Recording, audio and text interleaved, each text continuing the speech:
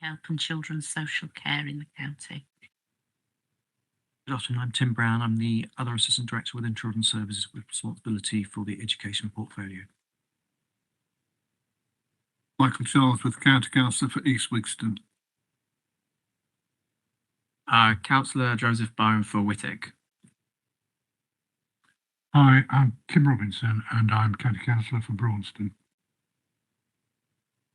Hello, I'm Kerry Knight. I'm the County Councillor for Melton West. Thank you, everyone. I really look forward to today's meeting and being part of the committee. So I'm Adina Marate. I am a parent governor at Westfield Infant School in Hinckley.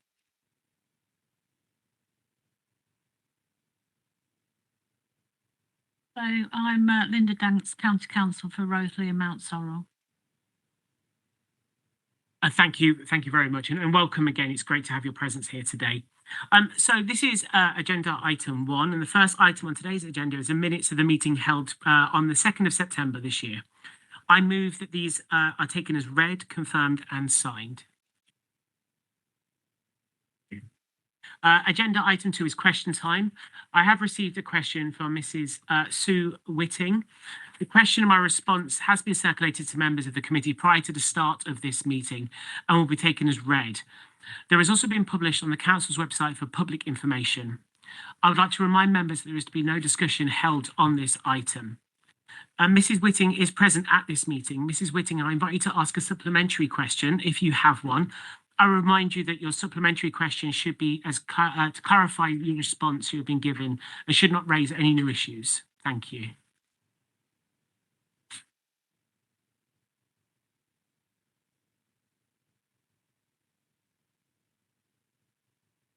Thank you, Chair. My name is Mrs. Susan Whiting. I shorten it to Sue because that's the easiest way. But it does only have one T. Thank you for the details of 13 children with EHCPs currently in year 7 and the outstanding one with an EHCP in year 8 who has not had a placement since July 2024. But can the Chair give details of how all these children are being provided with education whilst awaiting a suitable placement, please? Thank you very much for your question, and apologies for getting your name wrong there. No, I'll get that right next time. Yes, thank you. Do we have an answer? Tim? Thank you, Chair. So for the Year 8 pupil, the placement originally broke down and an alternative placement has been identified, and we are just currently awaiting a start date. Of the 13, 8 children have interim tutoring arrangements that's been offered or is in place. The remaining 5 have either recently moved into the area or did not start their allocated school. And again, interim arrangements are being put in place for those children where it's not already started. Thank you very much for the answer there. Thank you. And thank you very much, Mrs. Whiting, again. You're welcome to remain in the meeting or free to leave. Thank you. So I would like to move on to item 3, which is questions asked by members, and I haven't received any questions from members. And there are no urgent items, so I move to item 5, which is declarations of interest. Do any members have any interest they wish to declare? Yes, just as a point of order, I am on the committee of Hinckley Homeless, which does on occasion take children that have left, well, young adults that have left care. It's a non-pecuniary interest. Thank you. Any further declarations of interest? Thank you very much. Item 6 is declarations of the party whip. Do any members wish to declare the party whip? I haven't received any petitions, so I'll move on to item 8, which is our first substantive item, which is a report on Children and Family Services Department. This can be found on pages 13 to 34 of your agenda packs. Jane Moore, Director of Children and Family Services, will present this item. Please go ahead. Thank you. Thank you, Chair. So the report in front of you is a report that I've brought to previous committees, which gives an overview of all of the work that takes place across the Children and Families Department, and obviously the work then for which you as a committee are responsible for scrutinising. I don't intend to go through the report in detail, but I will just point to a number of things. I'm sure you've got questions.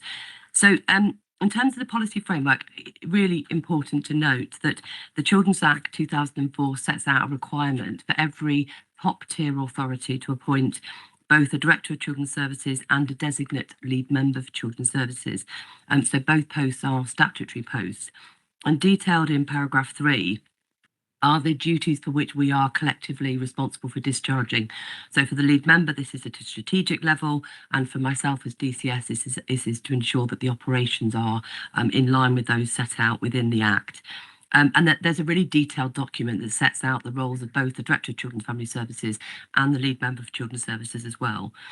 The other key piece of legislation is the Working Together to Safeguard Children, which sets out all of the legislative requirements placed on individual services to safeguard children. And it's really explicit about the expectations of different services and what they need to do in order to safeguard children. And really key in that is that there are 3 statutory safeguarding partners. One is the local authority, one is the, sorry, that should read Integrated Care Board, and the third is the Chief Constable for the police as well. So those are the 3 statutory partners as well. Moving on, just in terms of the overview, the vision for the department has been in place for many years now, and it is around making Leicestershire the best place for all children, young people and their families. And it's underpinned by a really strong mission statement that around children and young people feeling safe and living in families where they can achieve their potential, feel nurtured, have a sense of belonging, feel loved and supported to succeed. And that mission statement runs throughout all of our services, and services deliver service delivery plans that show how they are working towards that ambition as well. And you can see in paragraph 7, we've got 3 key ambitions for the department as well. Really crucially, again, the services work alongside a number of partners. The Children and Family Services doesn't work in isolation for children. Really key are the partnerships that we've got across Leicestershire and Rutland and the city as well. And all of that set out in those annual service delivery plans as well. In terms of, I won't go into any more detail around the roles and responsibilities.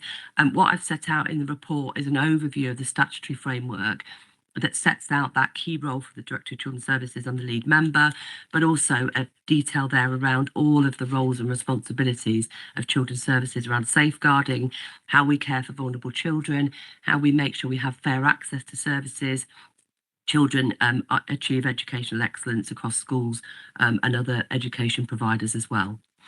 So just if I move to page 17, if I may, the Children and Family Services has around about 1,400 staff who work in the department across 30 different services.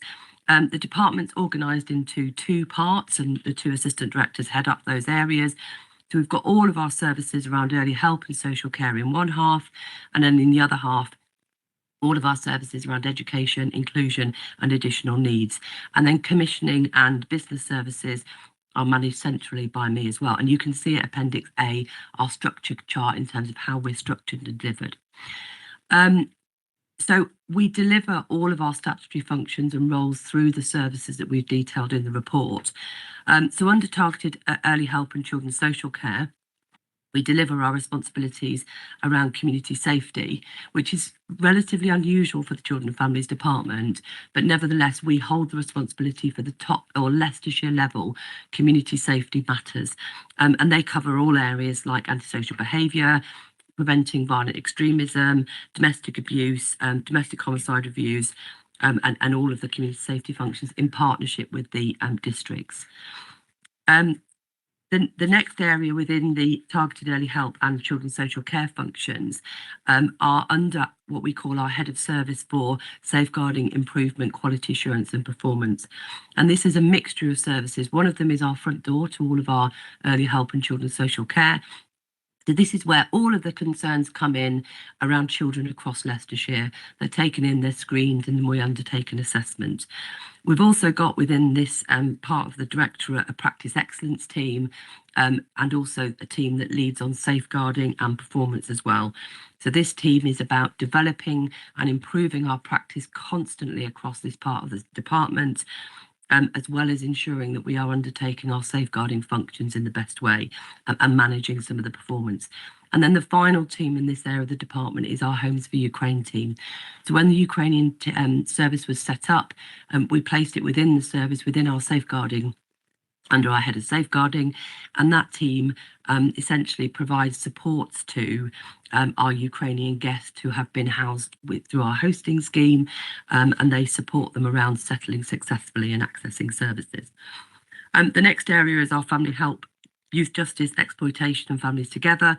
So our family help is essentially our services that provide early help, but also right through to our children in need of help and protection. Those are teams made up of both social workers and other qualified staff, and they provide intervention at the earliest possible level for families in order for them to lead their best lives and not move on to higher cost services. We've then got our vulnerability hub, which I won't talk about because you've got a whole paper on that today. We've got a member of staff from that team today. But we've also got our Families Together team, which works with those children who are just on the edge of care that we're really worried about, that may come, if we don't intervene, they may end up coming into the care of the local authority. And then finally, we've got our Youth and Justice Service, which comprises of two areas. One is our statutory youth justice services, those children who have come into or are at risk of coming into the criminal justice system. And then we also have some youth work provision as well, not youth clubs, but we have one-to-one workers who work directly with young people. We've then got our family safeguarding and disabled children services. Our family safeguarding teams work with those children who are subject to a child protection plan, and they work with families in order to improve the level of risk, and if necessary, we'll move them through into the court process to make sure that those children are protected, either into a long-term care solution or for the family to have provided the stability and safety that's required. And then we also have a service that works with children with disabilities. So those children are supported at child in need level. Some of them may well be subject to child protection plans, but also some of those children are in our care, but they're a distinct specialist service that works with children with disabilities. And then we have our services for the children that come into our care, care leavers, fostering and adoption. And again, I won't talk much about fostering and adoption because you've got the annual reports there. But our Children in Care service provides care and provides services for the 771 children that are in our care. Most of it is a statutory requirement, but also we make sure that those children are supported as we would want our children to be supported, so that they can live healthy and fulfilled lives as well. The Care Leavers service supports those children who have, or young people who have now left our care. They still remain our responsibility, and we still have a number of responsibilities to support them into adulthood, and the Care Leavers team support them. And then we also have staff who work with those children who come to Leicestershire seeking asylum.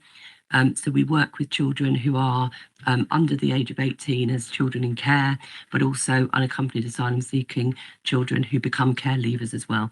So we have a specific team of people that support and meet the needs of those children who arrive here unaccompanied. I won't talk about fostering and I won't talk about adoption as well, because they are in a report and I don't want to ruin it.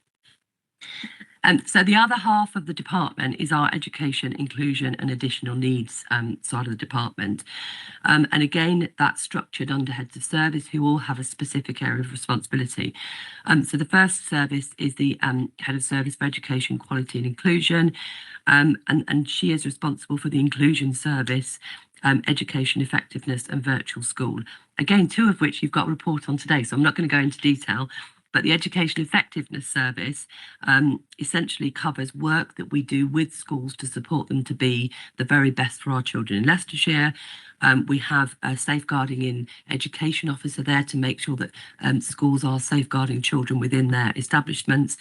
We do a lot of work in schools around anti-bullying, and we have our governors support and development service there as well. I won't talk about the other bits because it will ruin the forthcoming reports. The next area is, which isn't covered in the report, is that within Leicestershire, we also have now an executive head of the county primary and secondary short stay provision. So for many years, we've had a primary short stay provision that works with children in primary school who are at risk of exclusion or who have been excluded. So it's a school it's subject to Ofsted, it's run like a school, but it is for children who are either on the roll of another school and come to give them support so they can be successful in mainstream, or if they've been excluded, Oakville take them and support them before moving them back into mainstream school. Just from September, we've now expanded that school to cover secondary pupils as well. So we appointed an executive head who is responsible for the education of children excluded, but also children who are at risk of exclusion across primary and secondary schools.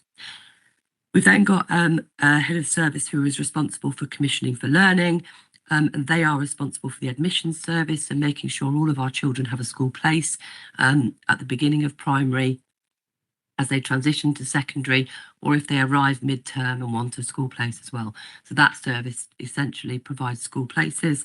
And then we have the school organisation service, who is essentially responsible for making sure we have enough school places. So they build schools or they expand schools, and they do the projections around how many school places we may well need for the growing population of children that we've got. And then we've got two other services in that area. We've got our early years childcare and inclusion service, and that service is responsible for making sure that we have adequate early years provision across the county for children preschool, so from 0 right through to the age of 4, rising 4. And that service is both responsible for the sufficiency of provision and the quality of provision as well across our round about 900 providers in early years settings. So childminders, nurseries, preschools, all of them. And that service is responsible for making sure that they are paid effectively, but also they deliver quality services as well. And then the final service, which I know you had a presentation on at the last meeting, is our music service. And the music service operates across Leicestershire and Leicester City, and they're responsible for providing music opportunities for children across both local authority areas. And if any of you have ever been to any of their concerts or not been, I would advise you to. They're really wonderful around how engaging children in the joy of music and delivering music as well.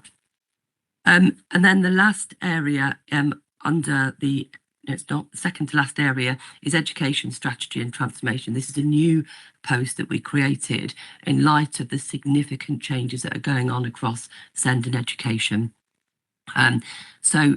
This head of service has responsibility for the oversight of that strategic direction in relation to education as a whole.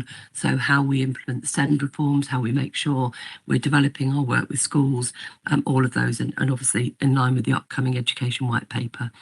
And then she is also responsible for the education quality and performance service.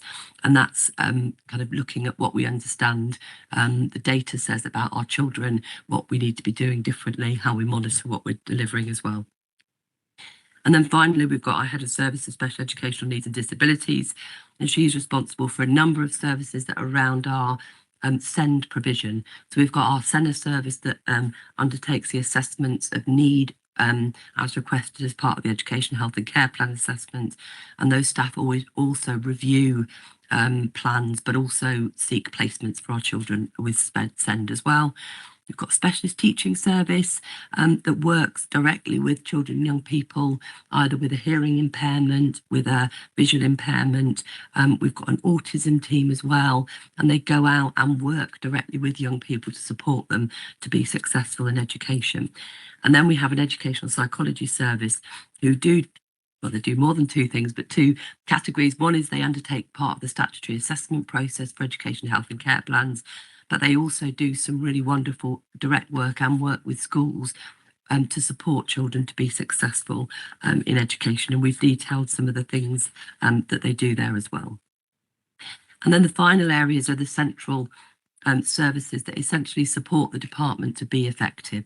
So we've got a strategic lead who leads on transformation work across the department, as well as all of our work around commissioning, how we plan for the future, how we make sure we're buying the right provision for our children, and how we're making sure that we're getting school places or residential children's homes or anything else that we need to buy in the right way for our children. So we've got a commissioning service that sets out or does all of the work around commissioning for children's. And then we've also got a head of service who heads up all of our business services. So all of the functions that enable our operations to be effective are located within business services. So I'll pause there, Chair, and see if there are any questions. Thank you. Thank you. That was a fabulously detailed report. So thank you very much. I come to you first, Mr. Pugsley. Do you have any comments? Thank you, Mr. Chairman.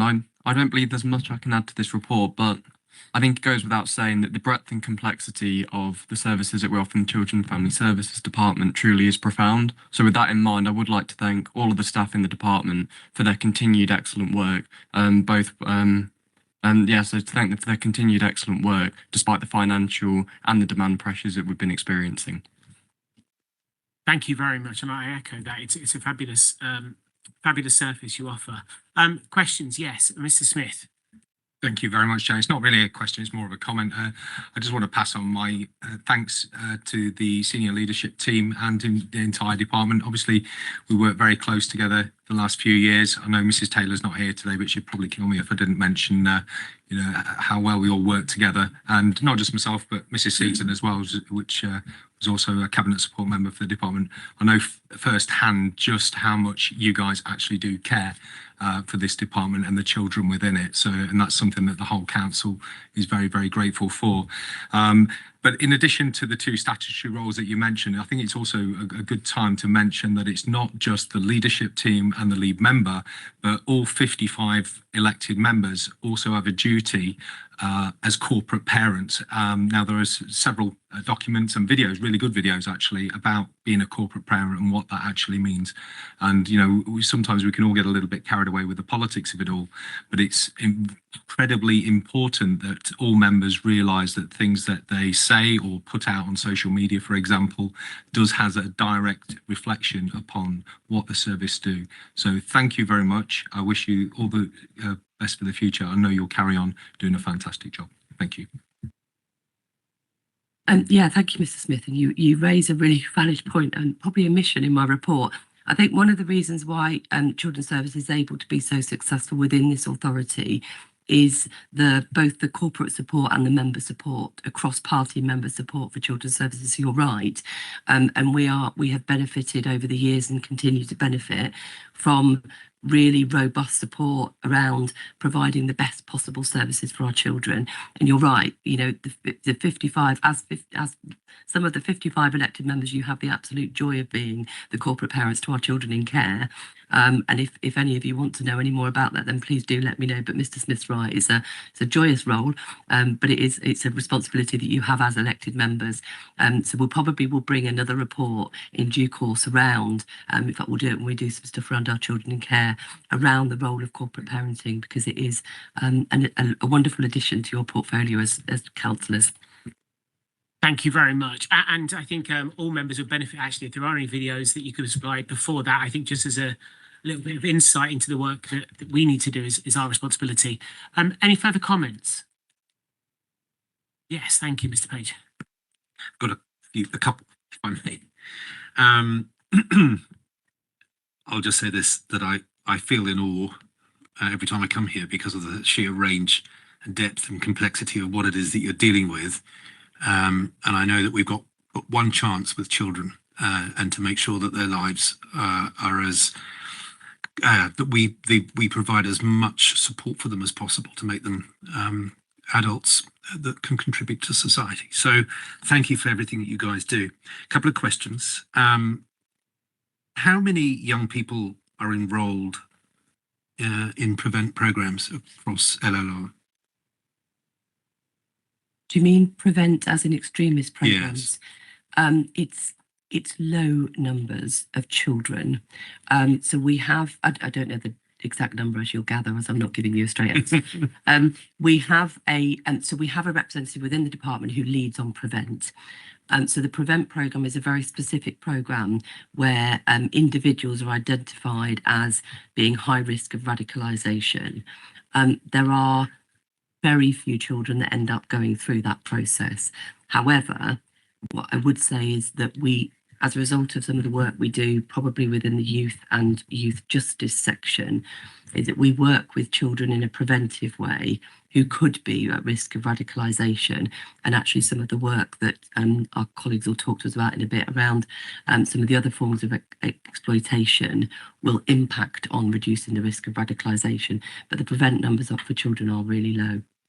And just a supplementary to that, then in which case the training that occurs for teachers in terms of being able to identify signals and behaviours, is that something that you're also involved with?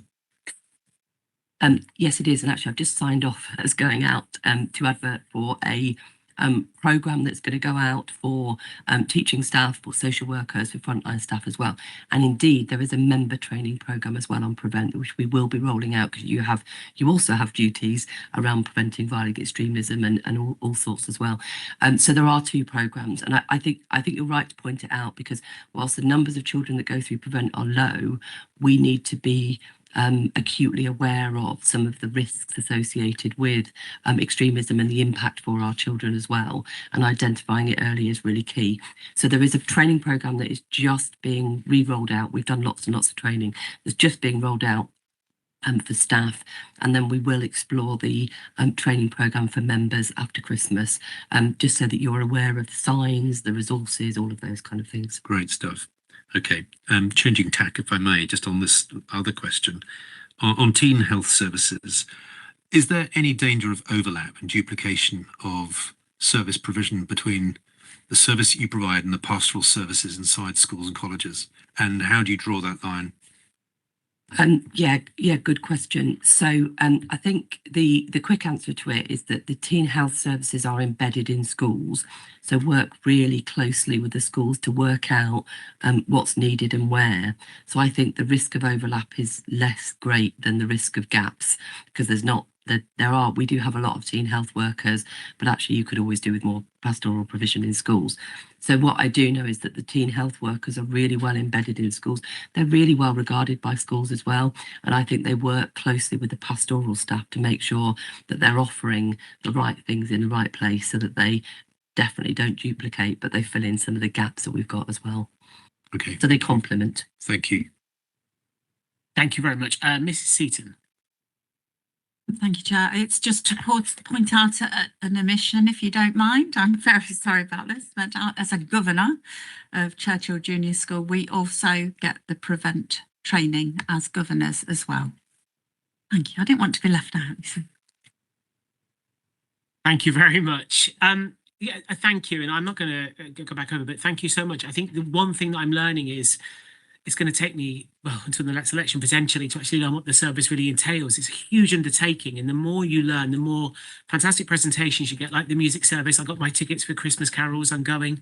And I think it's really important we do get involved in every single aspect of what you do, because it is huge. And I don't envy Mr. Pugsley. It's a huge undertaking he's got as well as a councillor. So yeah, thank you very much for bringing that today. And yeah, keep it coming, because there's lots to learn and discover. Thank you.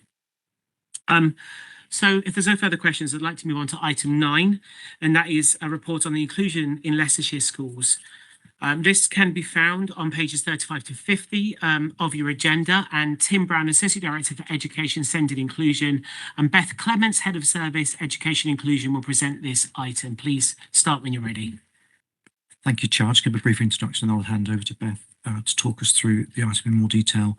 But essentially, this report provides the committee with an overview of the work of the Inclusion Service, which, as we've just heard, includes a number of statutory responsibilities and is the vehicle by which the council is able to respond to issue-based publications and research like the Pupils, Missing Education and Forgotten Children.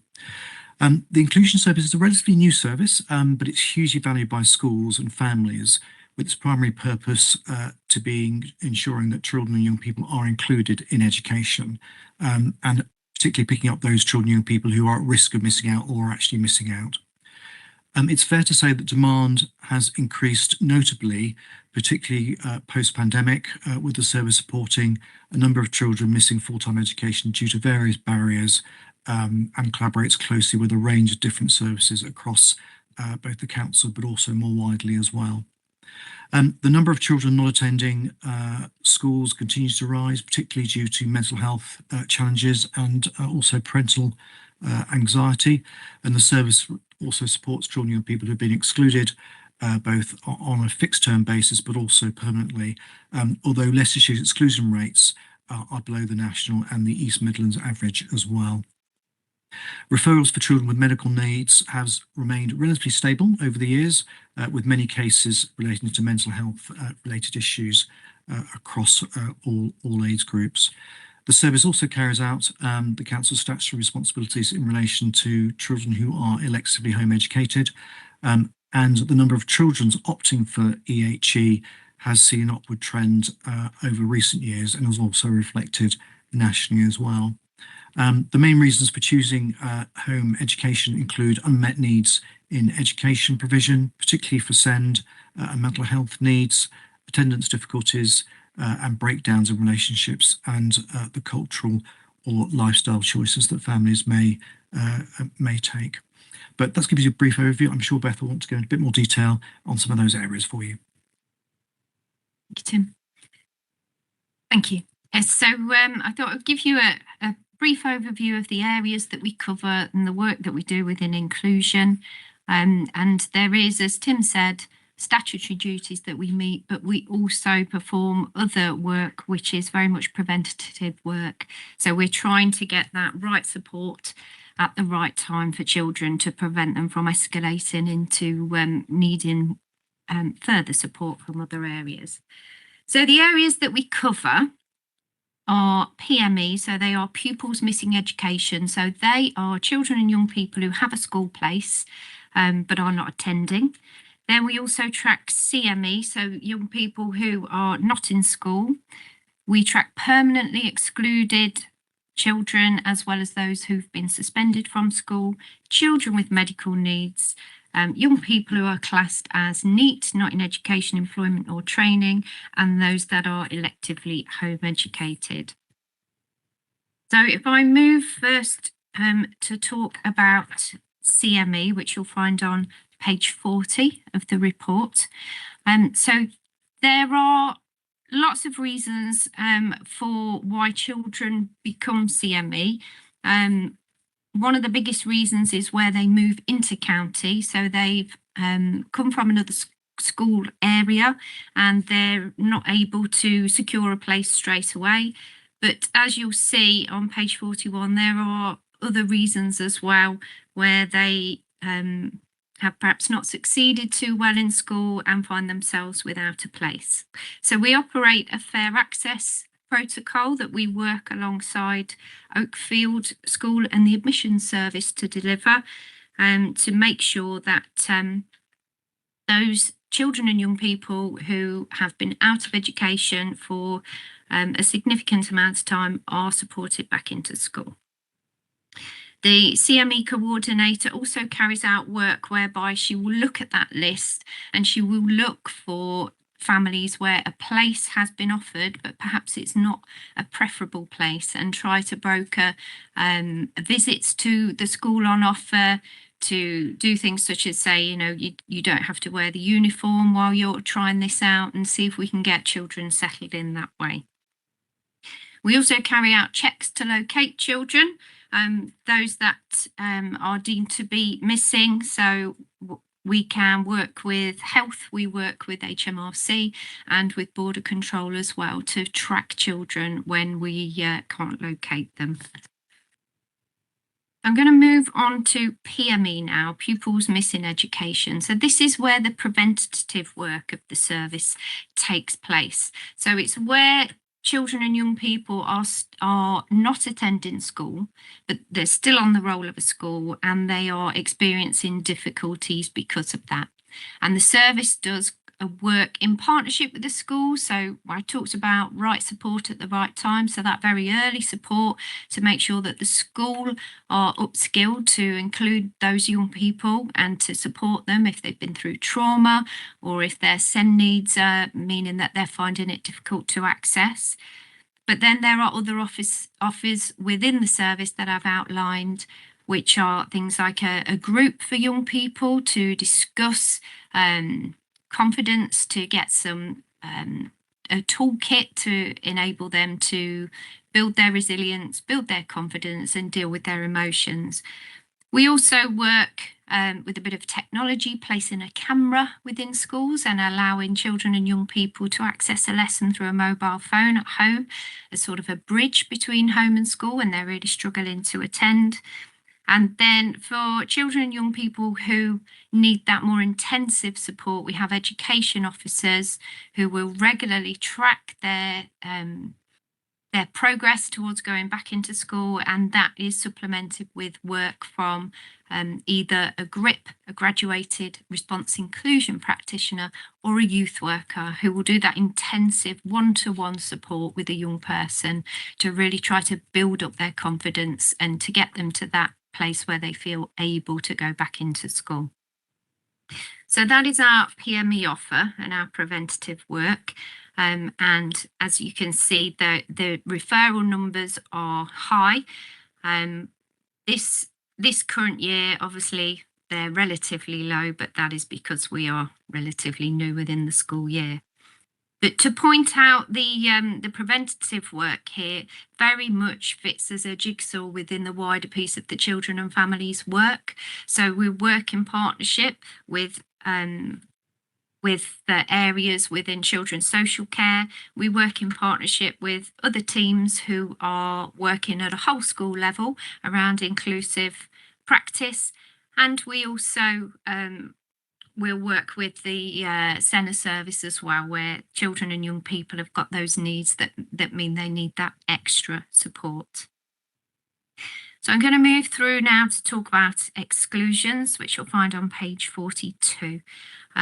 We have seen a rise in the number of permanent exclusions, and we also see significant numbers of suspensions, both at primary and at secondary level, but you'll notice that the numbers are significantly higher at secondary level.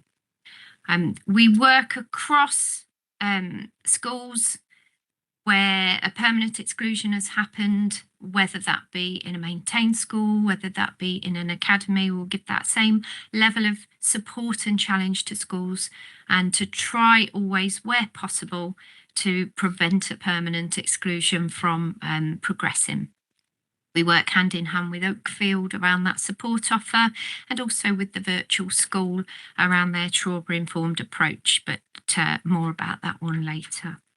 So in terms of exclusions, we keep that work up with schools to try to ensure that they are responsive to children's needs and that they are coming to the inclusion service or any other service that they feel can support at an early point before it reaches the point of considering permanent exclusion.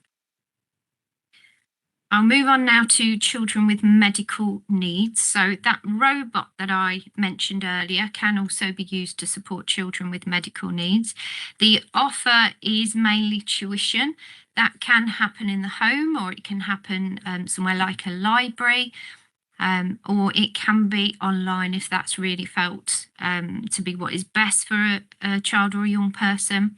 And we try very hard to make sure that tuition doesn't go on any longer than it needs to, and that the ideal position is that is a temporary delivery of education whilst that young person is struggling, but with the ultimate aim of getting them back into school amongst their peers, socialising and learning in that environment.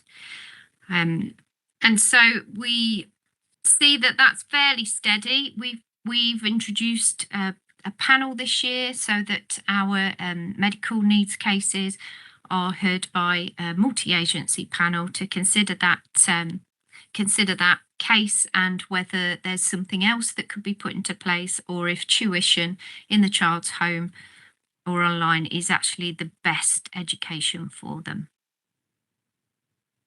And then I move on to young people not in employment, education or training. So these are our post-16 young people who they may not have secured a place in college, or it's more likely that they've secured a place but things haven't worked out, and that placement's broken down and they've come out of education.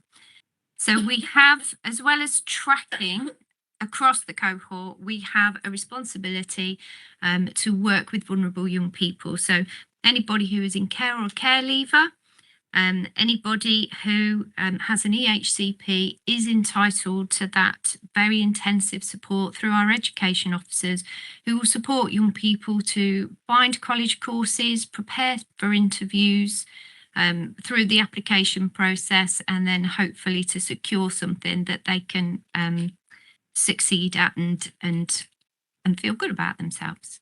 So that's our offer in terms of NEET young people. And you can see in terms of the quartiles, we are performing, the quintiles, we are performing quite well in Leicestershire. And so then the final area is our electively home educated children. And has already been mentioned, that number has increased significantly over years, and the inclusion service have that statutory duty to track those children and young people who are EHE, to make sure that there's a suitable and efficient education in place for them by providing an assessment of that each year and supporting parents and families where they are finding that difficult. If education is not suitable and efficient, we will work to support parents and carers to make sure that they're able to provide that, and where they're not, we will then move to issuing school attendance orders to make sure that every child and young person is accessing education. So we also work cross-service around making sure that, as I said before, schools have got those skills and that knowledge to really meet the needs of children and young people in there, because you'll see on page 47 for the reasons children and young people are being electively home educated, relatively low numbers for where it is a cultural decision, and high numbers where families are citing difficulties as being the reason for withdrawing their child from school.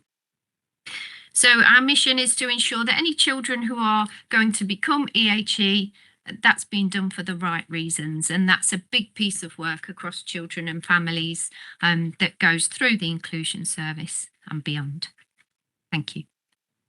Thank you very much. Thank you, Mr. Pugsley. Thank you, Mr. Chairman. I'll pull a couple of words out of the presentation, which I think are really important, was that the service is massively valued to Leicestershire. And I think that's important because it really does underpin the fact that every single child in Leicestershire deserves an education that can meet their needs and allow them to reach their full potential. So I think it's really interesting for me, and I think I speak on behalf of the committee, to hear about some of the brilliant work that the service is doing. I think there's real merit to the way that the service has designed their philosophy. And what I mean by that is the sense that the emphasis on schools, parents, the local authority, all of them working together around the child to ensure that where possible we can intervene early, but really to push on the fact that we're getting the right support in and from the right people at the right time to ensure that we really do push the best outcomes for the children. Thank you. Thank you very much. So I'd like to open the floor to questions or comments. Thank you, Ms. Pendlebury. Thank you. That's a really interesting report. Just one question in regards to home educated children. Is there some provision within the service to provide some form of socialisation for those children who are educated at home? It concerns me that maybe they're not getting the socialisation necessarily unless that's provided. So we don't actually provide it ourselves, but what we do, once any family has made that decision to electively home educate, we then invite all those new families to a webinar. And at that webinar, we will encourage them to network amongst themselves. And we will also signpost them to activities, to groups and things that might be useful. And then the other webinar that we do, not directly linked to your question, but I'll tell you anyway, is when the child or young person would be at the start of year 11, we hold a webinar for those families to talk about college, how to apply for post-16 places, and how to make sure that children and young people can sit their exams in exam centres as well. Thank you. Is that something that is raised by home educators at all? There's quite a community, I think, within the electively home educated families, and there are some provisions that offer sessions for electively home educated children. There's also activities that are offered, such as the music service also engage electively home educated children. And we send out a newsletter as well to our families too. So if we hear of opportunities, we try to let them know first before hearing of problems. But there are officers that are always there, and any family can call if they're experiencing issues or they just want some extra information. That offer's always there for them. Thank you very much. I think it's a very brave thing that people do when they home educate, and I couldn't conceive doing it myself.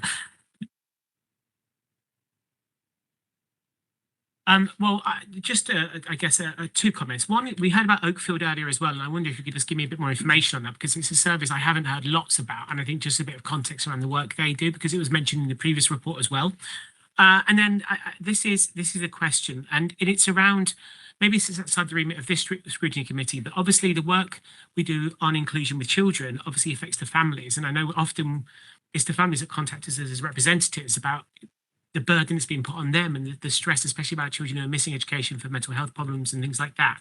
Do we work alongside our partners within the county council to support the families as well as the children who are involved in that? Thank you. Yeah, I'll address your second question first, if I may. Yes, absolutely. We do a lot of multi-agency working where that's needed. One of the things that the inclusion team will do when we can see that things are not going as planned for a child or a young person is we might hold a team around the child or maybe a team around the school meeting, and then we'll pull people together from different services to see how those different services can offer support. The inclusion team have full access to the Mosaic dashboard that Children's Social Care use, so they're able to see which professionals are involved from social care or from family help, and they're able then to work alongside in an effective way to support children. And any information on Oakfield, maybe that can be provided actually outside of the meeting if it's more a substantial point. Yeah, I mean, we're happy to answer any questions on it now, but again, we can bring a paper to over scrutiny on the Oakfield school, and kind of March time would be helpful, as we'd be a bit more developed. But we can answer any questions on Oakfield now. Tim's holds responsibility for Oakfield, but again, we're more than happy to bring a more detailed paper. Well, I think maybe if we talk about the March meeting, because then obviously you've now included the provision for secondary schools, so maybe to your point, maybe let that develop and we get a better idea in March if that works. Thank you. I think Mr. Page, you had your hand up first. You won the race. Thank you very much. This is a question referring to page 41, that table that looks at the primary reasons for children missing education. I'm a little bit bamboozled by under the category child missing education when the table itself is about children missing education. Could you just define that for me? These are categories that are set by DfE that we have to use. So what I did do in the report was to put some of them together so that you hadn't got a really long list. But yes, I take it to mean no reason available. Okay, then my other question then is under not recorded and other, almost 1/5 of all children here are in that category. Are we able to drill down, not here, obviously, but are we able to drill down any further here? Because obviously 1 in 5 children are obviously missing out. Yeah, so with the list that we hold, we have a coordinator whose job it is to engage with those families. So she's only able to drill down when she's having those individual conversations. So that snapshot in time will look different today, but we will still have a number of children and young people where we don't yet know the reason for them not being in school or being electively home educated. Mr. Smith, I think. Thank you, Chair. This is a bit of a subjective question, maybe even a mini rant. But what we're seeing here is over a period of time, we're getting more and more children that are costing more and more money to the authority. And as we know, we've not got a lot of money in the authority, and the biggest deficit is this committee, really, this department rather, because each year it gets more and more and more, and we don't get the funding to match that. And when we're looking at these figures that keep on rising, I do have to ask the question, why are they keep rising? Because when I was at school, 100 years ago, there was 1 or 2 kids that potentially had behavioural issues. I was one of them. But now it seems that the more and more behavioural issues that we have, and we have some academy trusts or schools that are very keen on excluding these children, and then we have others that are not so keen and try everything that they possibly can to keep them, which in then turn goes with some parents deciding then to electively home educate their children because they don't want them in that scenario. It's almost like a vicious circle. So can you just explain a little bit maybe what your personal feeling is, why things have changed so much? Is it just societal change, or I don't know. I don't know how to phrase it actually any better. Thank you. That's a big question that I wasn't expecting. I think from talking with families and from talking with the young people, we're asking schools to take more and more complex young people. So I think in terms of your comment around exclusions and those numbers going up, I think that's part of that. In terms of withdrawing from school, 2 or 3 years ago, if you would have asked me that, I would have said because families were doing that at home during COVID, I think a number of them thought, this is good. We're not having the worry first thing in the morning. We're not having the tears, and we're able to get through a school day without that added pressure. So I think that made it a more of a viable choice for families than perhaps it ever was before. But in terms of the change in society, I think I'd have to go away and do some homework before I could give you an answer to that, in all honesty. Thank you. Mrs. Knight, I believe you had a question. Yeah, sorry. Sorry, just to add to that as well, I think the other thing I would say is I think we know more. So I think back in the day when we were at school, there were children that went missing, we just didn't notice. And there were children that were excluded, but we didn't notice. So I think we now know much more about our children, and we're much better at monitoring them. And this report is a really good indication of us kind of knowing more about where our children are. I think the point that Beth was making around complexity is really, really important. The complexity of our children has changed, but also the demands on our children have changed as well, and the demands on school. And that together makes the education environment much more challenging for some children. And the challenge for schools in meeting the needs of such a broad range of children is increasing, on top of the layers of expectations on schools as well. So I think there's not a single answer to your question. There's a myriad of reasons why we're seeing the kind of changes in the numbers that we're seeing here. I think on the elective home education one, that is a number that we've seen rising, as Beth rightly pointed out. COVID changed the contract with parents and schools because it allowed parents to not send their children in. And it's been really hard to rebroker that contract between parents and schools around the expectation that you go to school. It was always the expectation, you just go to school, that's what we do. But actually COVID said you didn't have to go to school. And I don't think we can underestimate the impact that had for families across the country. So it's a national issue. But actually there are different reasons now that we're seeing for people making the decision to electively home educate their children. So I don't think there's one answer to your question, but I think your rant is right, because we should rightly be worried about the number of children who are not in education for whatever reason, and we need to think carefully about what support is needed in schools that enable schools to continue to be successful in that space as well, because they've got equal challenges. But you're right, it's the right thing to be cross about. We should be really worried about the number of children that are not in education. And we were hopeful that the white paper would be coming this autumn, that was going to set out, we hoped, much more of a direction of travel around how schools can be supported to be the most inclusive they can. And obviously it's really disappointing that that hasn't happened or materialised this term. We understand it will be next term. But our hope was that that would really set out how children could be best supported in schools to be successful, which ought to drive down some of these numbers. Can I go to Miss Knight first? Is that okay? Thank you, Miss Knight. Hi, I'd just like to build on what Councillor Smith said regarding exclusions and suspensions. On page 43, if you look, the sort of permanent in primary school is pretty stable.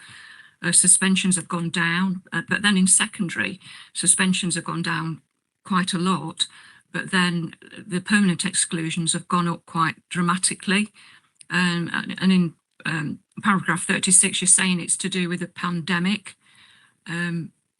Is that is that real, or is there another reason why we've had a jump 24-25 when the years before were pandemic and it was just pretty flatlined? So I think part of the reason is what I was talking about before around more complex children being in mainstream, and schools finding that difficult in terms of meeting their needs. Jane also talked about the measures that schools are judged by. So they have something called attainment 8. So they are held to account, and it's decided what sort of school they are under old frameworks, dependent on what children achieved at the end of their secondary journey. So come year 11, what their exam results look like. So if you put together possible disruptive behaviour with that pressure to achieve those results, I think that's partly the explanation. But I think it is also very much down to the fact that, as Jane said, children's needs, we're recognising them more, but they are also changing as well.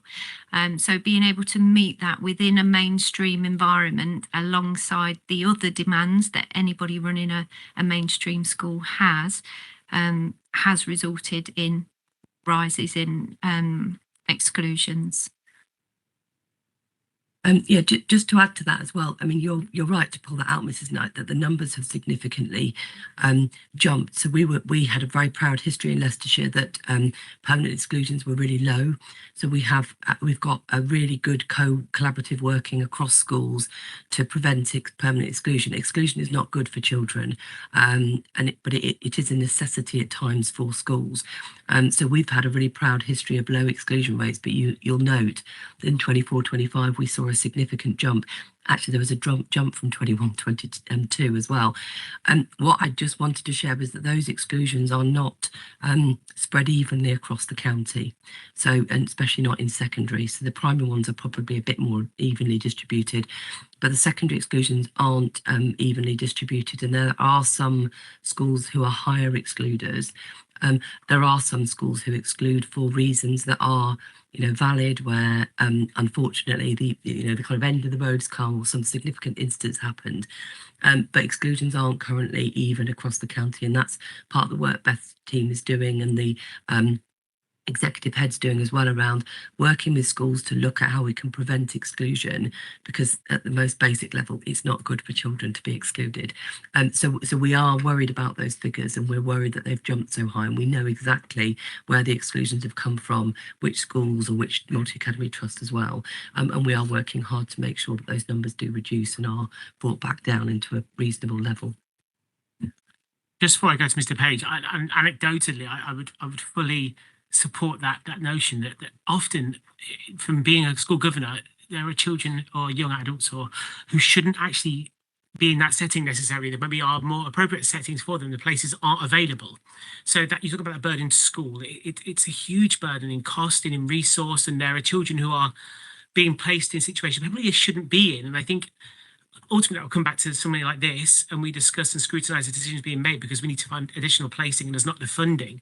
It's literally about the setting, I think, a lot of the time when it comes to this exclusion. I've sat in exclusion panels and the behaviour, it shouldn't be allowed, but actually it's preventable if they're in the right place to start with. And sadly, there isn't the placing available, there isn't the resource available to meet their specific needs. And I think it is, it's real and it's happening. And I think it's a real concern that until we get real funding from government to actually provide more spaces and more staffing, I think sometimes, you know, that's probably ultimately where it comes down to. We're going to have this problem and it's only going to get higher and more compounded potentially.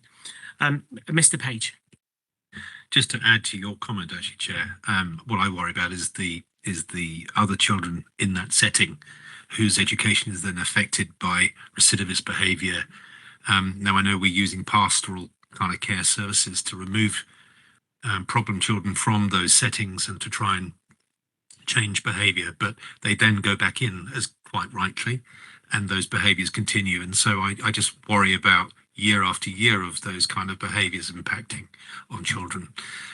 You can comment on that in a moment if you like, but the question I had was going back to EHE children, and that is, are we doing any kind of research? Has DFE done any research into the motivations behind parents? I get it's COVID, but I think there's something else here too. And I do think, and this could be controversial, but the bias in education, the bias in the curriculum, some of the experiences that parents have from some of the teachers that they encounter and the education that's being put in front of children is also a driver. And I don't know whether anybody wants to touch that as a subject to research because it is politicised, but I'd be interested to know whether or not there is anything being done in that space and actually what we can do about it. If I just come in first more broadly on space, I think what we'd better be able to give more detail about the individual reasons. I'm not sure the bias you're referring to is something that would prevent people from wanting their child to be in education. However, what we do know is that there are some children for whom the national curriculum as it is currently run doesn't work for them. And I'm not referring to the political bias bits that you're referring to. There's something around the expectations in the curriculum, how it's delivered, learning styles, all of those kind of things. And I think you would hear some parents arguing that that is just not right for their children. And then that's part of the decision to then pull them out and electively home educate them really successfully at home as well. So there are so many different reasons. We do survey why people remove their children from school, and Beth will be able to give a bit more detail about that. But I think rather than it being around bias in the curriculum, I think sometimes it's about the school the parents' perception is the school just cannot meet their child's needs, whether that be as a result of the teaching style, the content of the curriculum, the number of children in the classroom, the getting them out of the door in the morning. There's so many different reasons, but I don't think we've discovered anything around the perceived bias in the curriculum. But Beth will be able to talk a little bit more about what parents tell us is the reason for withdrawal. Thanks, Jane. Yes, we've never had that reported to us around any objection towards what's delivered. I think that how it's delivered is the main barrier. So some children and young people could learn really well if they were able to circulate the room whilst they were listening and taking that in. But as you've pointed out, that doesn't help other children to concentrate. So I think it's not around the actual content, because I think schools are quite creative and flexible with what they deliver. So, for example, secondary schools will withdraw young people from, for example, learning a foreign language, and instead they'll offer them extra literacy, or they may offer a course known as ASDAN, which is a really practical course that that allows children to meet success, and it's around preparing for life and life skills. So I think schools do what they can within that. I think it is around the way schools have to operate, because they're operating with classes of 30 children, and they can't necessarily always meet the needs of those that find that difficult. If I could just add as well, actually, one of the things that we are looking to develop is an education belonging strategy for that very reason, so that we can look at different ways children can access the curriculum, and they have that real connection with their classmates, with their school, with their local school community, all of which goes to support their attendance and their ability to achieve and go into an adulthood of independence, choice and control. Thank you very much, and thank you. It was a really interesting report, and thank you for your contribution. I'd like to move on now to the next item, which is a report on Leicester's response to tackling child criminal exploitation. Jane, I think there's an addition to that title you would have added. Yeah, apologies, Chair. It's Leicester's response to child exploitation. I've removed the word criminal, but it's in my error. Thank you. No, you're welcome. This can be found on pages 51 to 56. Sharon Cook, Assistant Director for Targeted Early Help and Children's Social Care, and Josie Jackson, Team Manager, CSE Team, will present the report. Thank you. Yes, thank you, Chair. I'll take you through the report that you have before you, and Josie's here as a team manager within the service, if there are any service-specific details that the committee have.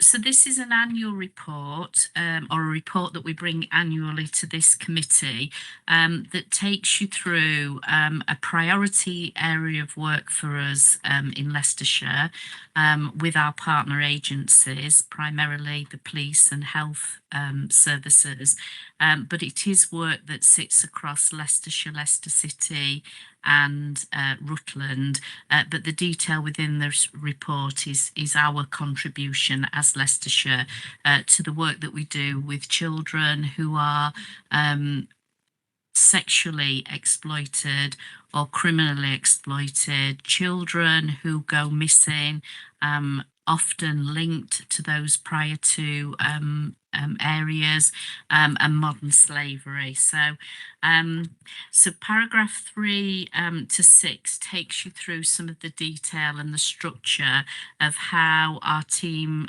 comes together with partner agencies, are co-located at South Wigston Police Station, and are known as the Vulnerability Hub.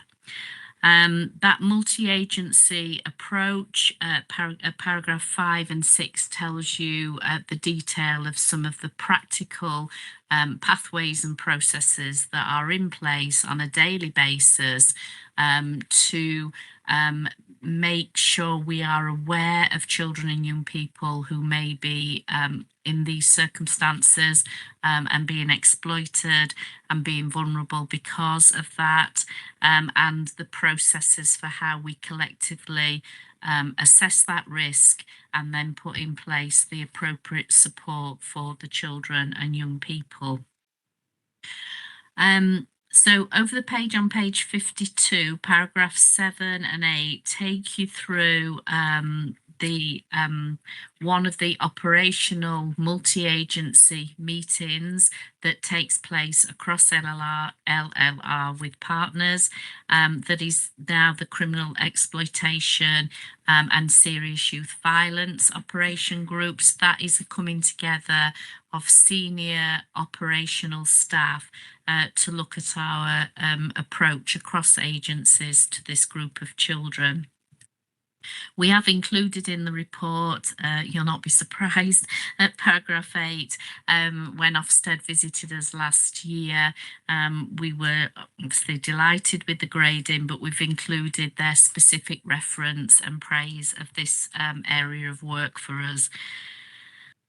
Paragraph 9 onwards takes you through some of the activity that has taken place and references in March of this year an awareness day that was hosted at the Central Police Station, but proud to say was very much led, planned and heavily engagement was from our service areas in delivering that day and that training to across the services. And a further similar day is arranged for this coming for next year. On to paragraph 14 takes you through some of the performance and activity basis. So it takes you through some of the data, and we've split the data across child sexual exploitation in paragraph 15 and child criminal exploitation in paragraph 16. You probably won't be surprised at the age range and the makeup of females and males who are the victims within those two groups. We also manage the data and quality assured data around those children who go missing, and we have regular reports into our management team around those children who go missing, who are children in our care, but also other children who live at home with their families. And we manage the data for young people who may be placed in Leicestershire by other authorities in care facilities. If they go missing, they are part of the data. We have a responsibility to monitor that. So paragraph 17 to 19 gives you some of the detail around that group of young people and some of the activity that takes place. Paragraph 20 onwards talks about the next steps. So I've talked about the work that we are doing to have another day for partners in March of next year. And one of the key areas of work that it would be amiss of me not to talk you through is the work we've been doing to based and linked to research from a university that's based on how best we support young people where there are concerns of their vulnerability due to this type of exploitation, and that those children and their needs don't sit within what would be traditional child protection processes. They are very often, not always, but very often from families who are distraught and really want to do the very best for their children. And the impact of what's happening outside of the home is what's causing the concern. So we've been working hard with the university to look at developing a harm outside the home process. So along with those families and those young people, to be able to pull together that multi-agency plan that will minimise risk, but accepting that it's not a traditional style child protection planning process that best helps these young people and their families. So the report also outlines the work that we're doing to develop that area. So I think that takes you through an overview of the work of the service, and happy to take any questions that you may have. Would you like to add anything at this point? No. Okay. Mr. Pugsley, sorry. Thank you, Mr. Chairman. I'll start by saying it's really brilliant to see that the response from Ofsted was positive and really validated the work that we're doing here. I think it goes without saying, and I think the report really does emphasise the fact that the key here is prevention and the early intervention. And I do think from reading the report and from conversations that I've had, that continuation of the strong partnerships that we've got and that are mentioned in the report really will be the key to success and continued success in tackling and combating this exploitation. Thank you. Thank you very much. I open the floor for any questions or comments. Mr. Smith. Thank you, Chair. It's just regarding, obviously, recently in the news, the horror stories from the Northwest with the child sexual exploitation.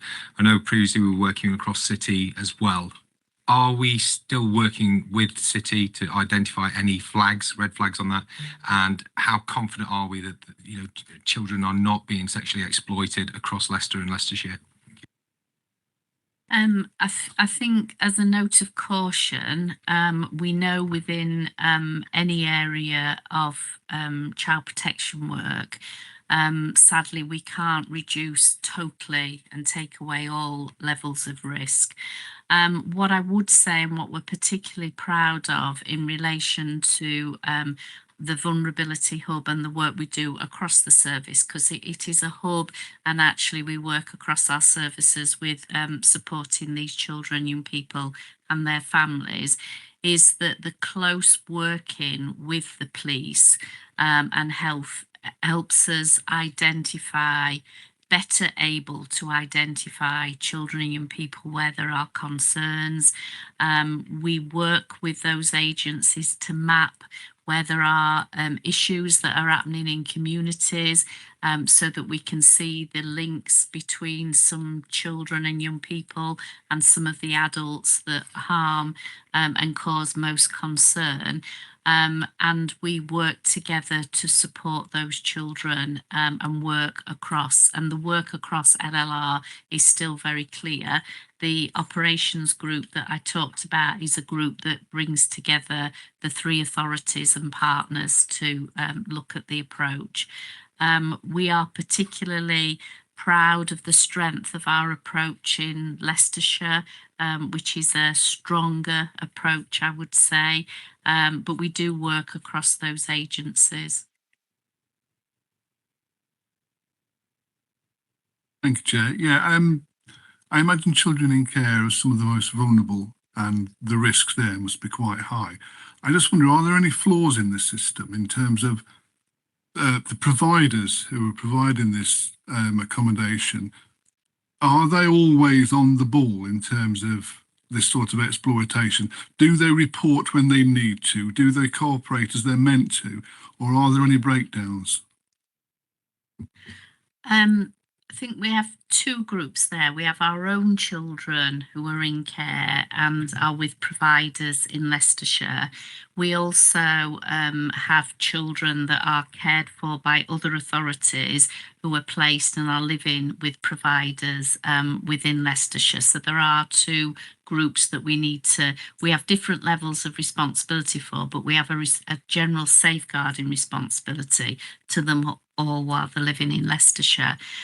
We work very closely with those providers. We have links to those providers to offer training and support to them.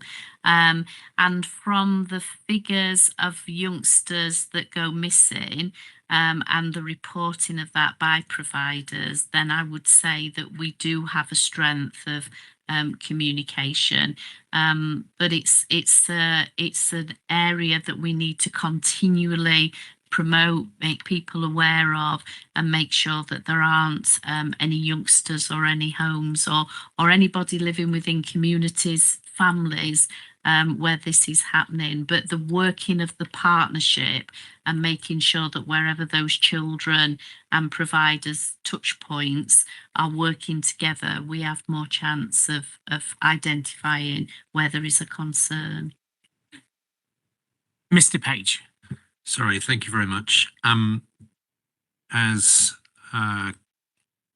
Craig's just said, actually, in terms of the Northwest, activities that happen in the Northwest, how can we be assured that lessons are learned and lessons in terms of practice, process, procedure are incorporated? And how regularly do you review those processes, not just your own, but how do you also mark the work of the agencies that you're also working with? Because I'm very conscious that we will only know if something happens when it happens. And so I'm very conscious of the fact that we need to be ahead of that and actually constantly proofing and doing quality reassurance on what we do.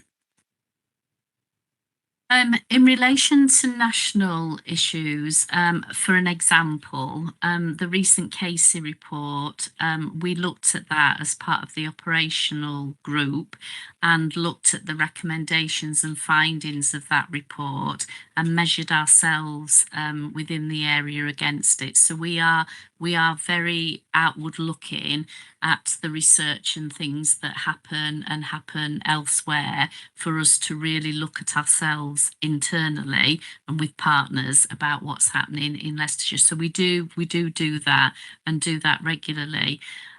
We test ourselves on our procedures and processes. We keep up to date with research.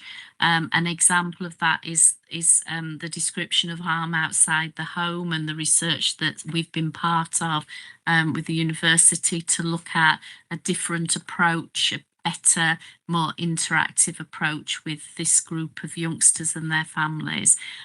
So we are constantly testing out, and we do, as part of the multi-agency meetings around the hub, we periodically do multi-agency audits where we mark each other's work, if you like, in relation to the children and young people that we're working with, and we take the findings from those audits back into the operational group, but back into our practice. So you know, nothing's ever foolproof in this area of work, but I think we have as robust a system and process as possible, and we are continually testing ourselves to make sure that what we can improve, we do improve.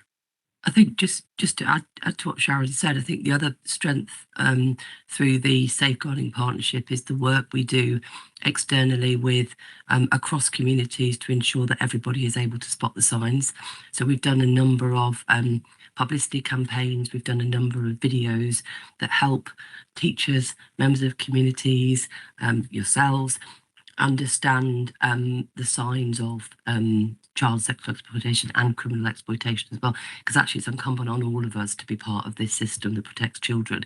So Sharon's really ably defined all of the things that we do across the partnership as professionals, and we do regularly test ourselves and relearn and relook, and you know, we look at the learning from the Northwest, we constantly look.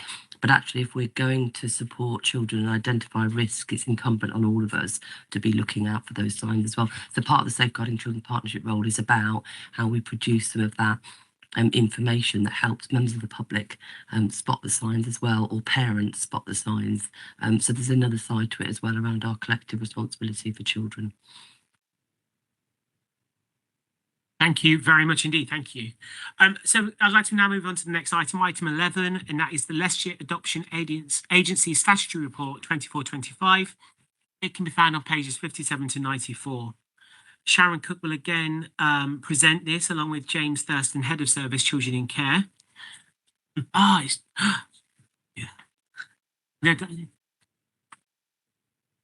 And sorry, would you like to introduce yourself? Sorry, because I haven't got your name. Yeah, hi, I'm Michelle Robinson. I'm the Service Manager for the Adoption Team. Thank you very much. The fabulous trio can present. There you go.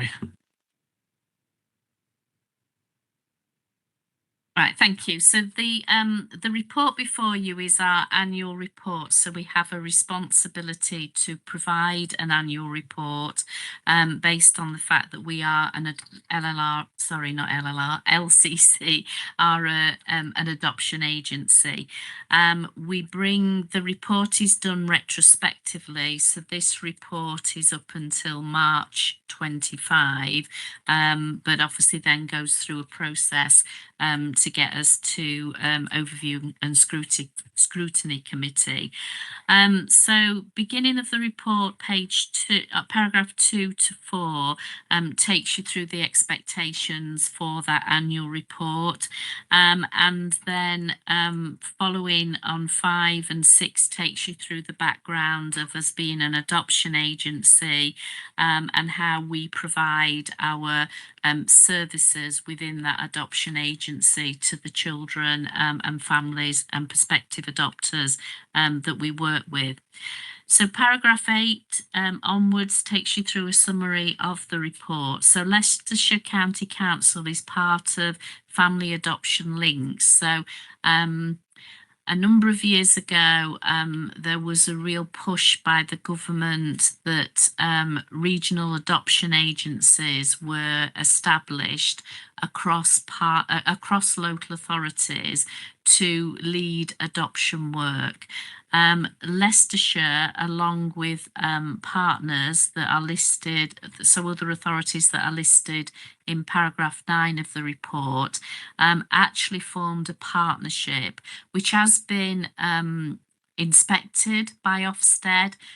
They've looked at that partnership, so it's an agreed model. It's not just something we decided to develop ourselves and has not been scrutinised. It's been looked at. But we did that on the grounds that we felt there was real strength in the practice across the authorities that form part of our partnership, of maintaining individual responsibility for our own adoption agencies, but coming together as a partnership to work, learn from each other, share good practice, and develop some key strengths across that partnership. For instance, across the partnership, we will look at our children, collectively our children who we are looking for adoptive homes for, and look at some of the prospective adopters that we have over that partnership. So where we would primarily want to match a Leicestershire child with Leicestershire adopters, if that's not possible, this partnership enables us to look at available adopters across that partnership. So that's part of the work that we've done. And we've also developed and worked very closely on events that bring people, prospective adopters together to meet and understand the needs of some of our children who perhaps have a few more complexities and have had a more difficult life experience that on paper are more difficult for us to get over a picture of how they would fit within a family. So the partnership has done some wonderful work on profiles and videos of those children that bring them to life, and then have events for adopters to talk about children possibly a bit older than perhaps what they were thinking when they went into adoption, or sibling groups, because we have children that quite rightly we passionately want to keep those siblings together. So that is the partnership. So and the vision for the partnership is very clearly outlined in paragraph 12. Paragraph 13 takes you through the adoption scorecard. So this is something we have to report back into the Department of Education that looks in detail at our performance against certain indicators. So how long it takes us to when we've made a best interest decision that adoption is right for a child, to actually get in a placement order, which is the order the court can make, which says that adoption is the right plan for that child and gives us permission to move forward with that plan of adoption. And it also measures the time it takes from that decision being made to a child being placed, matched with adopters, placed within that family, and then the time it takes for that family to apply for the adoption order. So that's all part of the adoption scorecard, and that detail is provided within the annual report. Paragraph 17 takes you through within Leicestershire the makeup of our team, so our recruitment team, right the way through how we assess and support those prospective adopters, our permanence team who work with those children where adoption is the right plan for them, and then we have post-adoption support teams. And we have a birth records counselling team, because we have a responsibility and a duty to provide that support to parents who sadly have not been able and aren't able to provide a safe home for their children.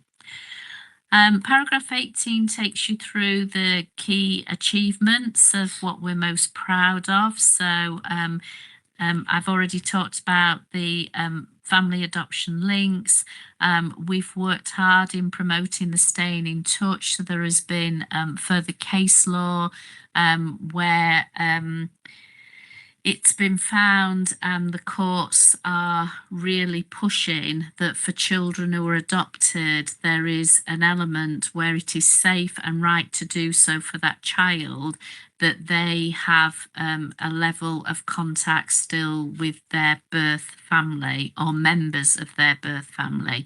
So historically, that would have defaulted in most cases to it being letterbox and an ability to share letters. The court's research is showing that for children, there are occasions when it is still in that child's best interest for them to have some form of contact with their birth family. It comes with complications. It needs to be very carefully managed. It can be something that adopters or prospective adopters find hard to work with. But actually what we've done around that is we've had some of our adopters where it's worked really well, create a video so they can talk to prospective adopters about the benefits of it, because it might not be contact with the birth mum and dad. It might be about maintaining contact with a sibling who can't be placed with them, or it might be about contact with a grandparent who through age and ill health is not able to care for that child, but has a significant relationship with them, and adoption should, if possible, enable that to take place. Paragraph 24 takes you through the Adoption Support Fund and the money that we as an authority have drawn down from that fund within the year we're reporting on. This is a fund where there are some significant changes have been made to it this April, but as we're reporting for the year before, we've drawn down a large amount of money. We support an application by those people who've adopted that need some additional support, therapy, ongoing work, and that is a support fund that we can utilise. And paragraph 25 takes you through some of the targets that we've set ourselves from March of this year until March of next year. So I think that's an overview of the report. Obviously, Michelle's here if there's any other details she wants to add, but the actual report is attached to the papers for you. So if there are any questions at all from either the overview I've given or the annual report, we're happy to take those questions. Thank you very much. Would you like to comment at this point, or? No worries, Mr. Pugsley. Thank you, Mr. Chairman. There's nothing for me to add in addition to this report, but I do want to take this opportunity to praise the team's work on both their focus on permanency and on good post-adoption support, because those two things really do hold the key to success in ensuring that our placements do succeed long term. Thank you. Thank you. Just from my point of view, I think there is nothing more rewarding in being a parent of an adopted child, and I think this is such an important remit that the council has. I was lucky enough to join a family who had 2 adopted children, and there's something about the reward that comes from children who have been through difficulties and finding the right home and being settled. It comes with complications, like you say, when it comes, we had an open adoption, so we still visited the grandma and things like that, and that's complexity there. But there's a real reward in finding the right home, and adoption isn't always, sometimes it's long-term fostering, as I know, but it's great work that's being done, and it's vital. And if anyone is watching this, I don't know why you would on YouTube, but if you are, please put your name forward for adoption and for fostering, because it's a vital need. And you know, some of the statistics are really sad. Like I don't know all too well, but 426 days, the average wait time is huge in a child's life when we talk about the time frame we're dealing with under 16. So if we can get that down and find more parents, I think it's going to benefit the service and benefit every child who comes through as well. So thank you for the work you're doing. Are there any questions? Mrs. Seaton. Thank you. With my involvement a couple of years ago, things have obviously moved on. You're talking about the court now prefers the contact with the birth family. Is that proving an obstacle? And there's a 2-part here. You're saying about the successes. You've got some scenarios where it's been a success, but obviously there's areas where it's not been a success, and to just sort of make it chocolate box and saying, oh, it'll be this like this success. There's a bit of danger there, isn't there? Without pointing out the trip hazards and the things that could go wrong on the way. So there was two bits there. Thank you. Yeah, I think that the training that's done and the time it takes for the assessment to be completed with adoption, it's something that we try to introduce very early on in the prospective adopter's journey for them to think about what it means for them and what it means for their existing family and what it means to them as they move hopefully to adopt a child and want that child to be very much theirs and the emotional conflict that can cause.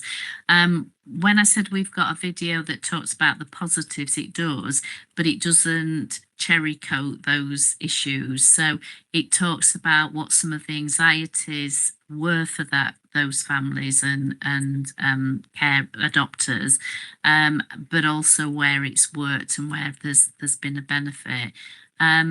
I think it probably is one of the factors that makes some people think, is adoption right for me?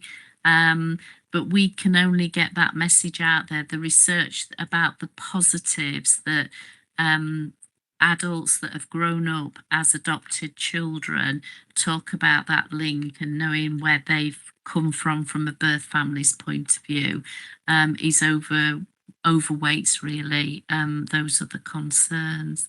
I don't know whether you want to say any more. I think what we try to do is be really realistic, and whilst we are giving that message around that, maintaining that link is really, really important for that child. What we do is think about how we can do that creatively and how that changes over time. So what may not be appropriate right now, as a child becomes older and parent situations change, we can relook at that. So it's about leaving that door open rather than it having to be face-to-face contact all the time. We look at creative ways. Can we do videos that we send each other so a child can see their parents in real life and not build up a false picture of them? And that's what it's all about, really. It's about enabling children to re-establish or maintain that link, to prevent them trying to re-establish contact later on in an unsafe way, usually through Facebook or something like that, where we can't support the child or the family. So we do try to be really creative in that and just move away from the standard letterbox, which a lot of our parents can't write very well. They struggle. So if they're writing once a year, they very often didn't because it was too hard. So then the child wasn't getting anything back. Then adopters stopped sending. So it's really just about being creative rather than saying to all adopters, you must do this direct contact. Thank you for that. The reason my ears poked up there is on the way driving to here, I was listening to Radio 2 and they were talking about several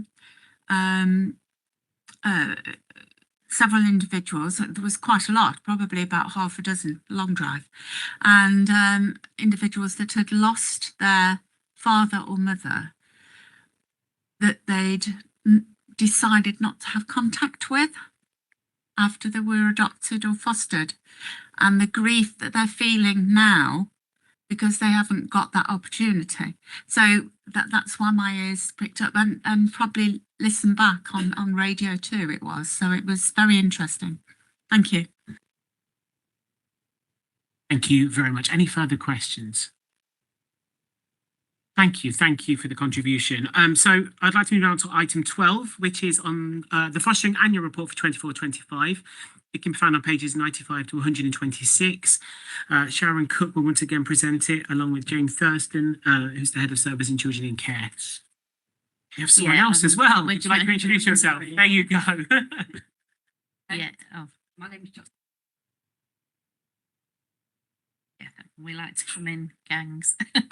Yeah, so presented before you is a detailed fostering annual report. So some of the criteria of the fostering is different to adoption. The statutory basis is the same, as in we are a fostering agency. We therefore have to produce an annual report each year of the key things that we've achieved and done. So just to take you through and obviously give you time for if there are any questions, paragraph 8 onwards gives you a summary of the report and gives you a summary of the mainstream foster carers that we approved last year, the supported lodgings providers, the hosts that we approved. So we are a Ofsted registered agency for supported lodgings hosts as well. Our independent visitors, who are fabulous volunteers who are matched to children in care and stay, many of them stay linked to those children for years and years and years in providing that non-professional person that's knocking at the door and can take them out and can spend some quality time with them. We're particularly proud of the Fosterval, so that's an annual event. We've done them twice now, where we have a festival, a Fosterval as it's called, over a weekend, which is for foster carers, the supported lodgings house. It's for children who are fostered, our children in care. But we also get the birth children of some of our carers are there. So it's a big mix of lots of people that have a fun time, and it's a celebration of fostering for us. If we work down, so some of the positive things are that placement stability remains high. So we are good at our wraparound support of our foster carers, and we are really proud of the dedicated placement support team, which is an independent team that sits in fostering, who's made up of some remarkable individuals that can work with children where the placement looks as if it's a bit shaky. They work 24/7, they take the children out, they work with the carers, they look at plans, behaviour plans, doing parenting work with those carers, and have really helped support some children and carers through some really quite challenging times. The report also gives an overview of the work that we do within the service about number of carers, our support to our kinship carers, who are significant individuals that come forward for, or sometimes come forward where a child's coming into care and they have a link with that child. So they might be a grandparent, they might be an aunt or uncle, they have a significant relationship, and they step forward when those children come into care to offer to be carers for them. So the service supports those kinship care, assesses them and supports them in the way that we support our other foster carers. And then paragraph 23 onwards takes you through the priorities that we are working on in this year. And the report, the main report, is attached to for members to see. So if there's any questions, happy to take those questions, unless Joss wants to add anything. Thank you, Mr. Pugsley. Thank you, Mr. Chairman. There are so many positives that are listed in the report, and I echo all of them entirely. I think our fostering service is something that we really can be proud of. I think one other thing that I will mention, along with all of these positives in the report, is we do still have a little bit of a challenge in terms of recruiting the number of fosterers. But over my time as lead member, it's been brilliant to see all of the work that the department have been putting in to recruit those. One example that I'll just give briefly is it's been brilliant to see, I see them usually around Loughborough, but the number of new fostering buses that we've got going around. So it is really brilliant to see. I'm using them as an example of all the brilliant work that we're doing to help recruit more fosterers. Thank you. Thank you. Any questions, Ms. Seaton? Thank you. I know when I was involved before, we're trying to make our fostering more attractive than agencies.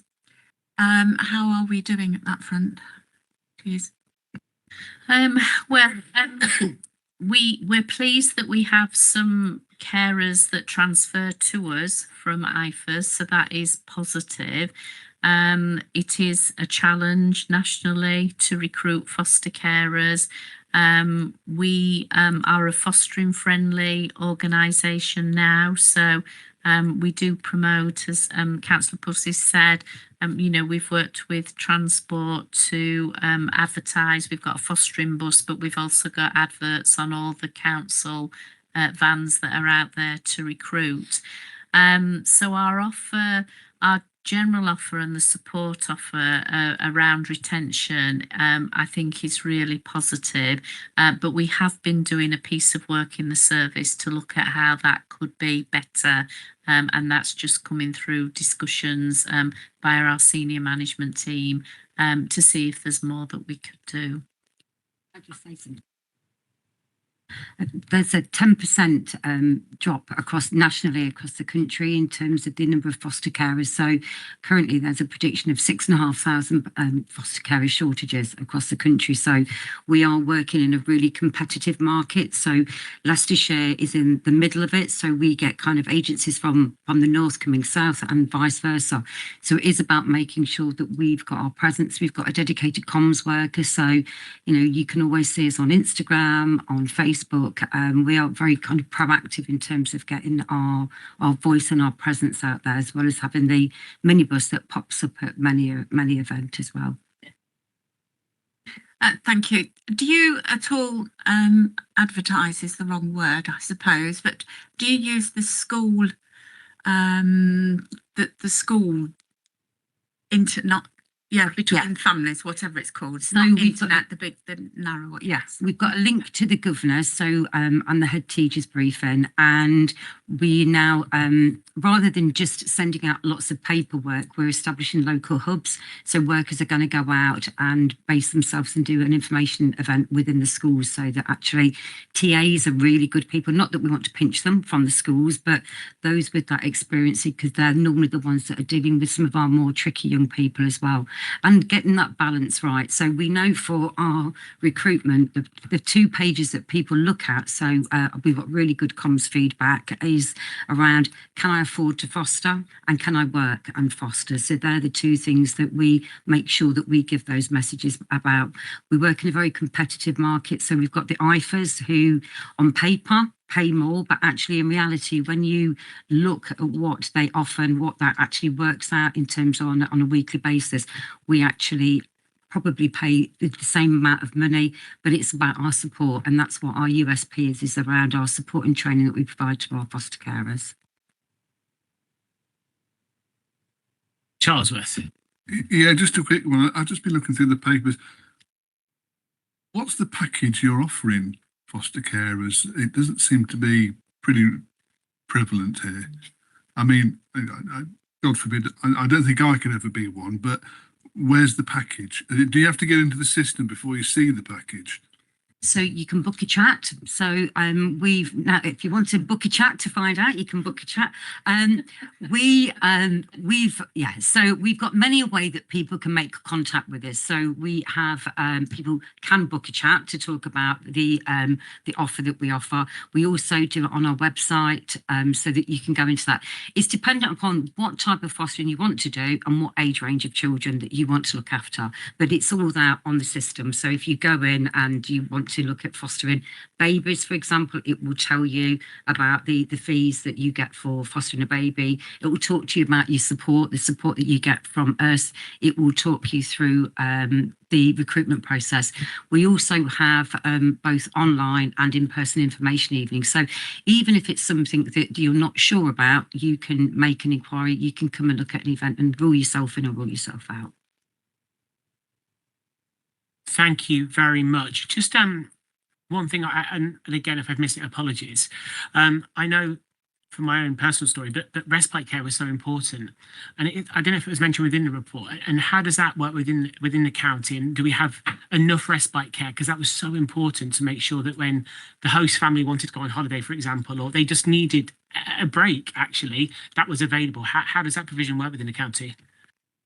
So we do like our children to go on holiday with their foster families, can I just say, in the first instance, but we do recognise that, as with any family arrangement, we want people opportunities for, you know, going away for a weekend, anniversaries, birthdays, that kind of thing.